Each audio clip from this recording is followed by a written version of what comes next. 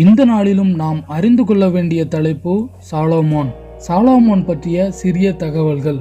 Solomon தாவீது ராஜா பத்சேபாள் தம்பதிக்கு மகனாக பிறந்தவர். சாலமோன் இஸ்ரவேலை ஆட்சி செய்த 3வது ராஜா. தேவனுக்கு மிகவும் பிரியமாக ஜெபம் செய்தவர் சாலமோன். தேவன் உனக்கு என்ன வேண்டும் என்று கேட்க, சாலமோனோ எனக்கு இந்த ஜனங்களை நல்வழியில் நடத்த ஞானம் இல்லை, ஞானத்தை தாங்க என்று கேட்டான். தேவன் சாலமோனுக்கு அநேகமான ஞானத்தை கொடுத்தார். வேதத்தில் சாலமோனை போல் ஞானம் உள்ளவன் ஒருவனும் இல்லை. சாலமோன் ஞானத்துக்கு பெயர் பெற்றவன். எருசலேமில் 7 வருடங்களில் தேவனுக்கென்று மிகவும் பிரம்மாண்டமாகவும் அழகிய ஆலயத்தை கட்டினவர் சாலமோன். வேதத்தில் காணப்படும் நீதிமொழிகள், பிரசங்கி, உன்னத பாட்டு போன்ற புஸ்தகங்களை எழுதியவர் சாலமோன்.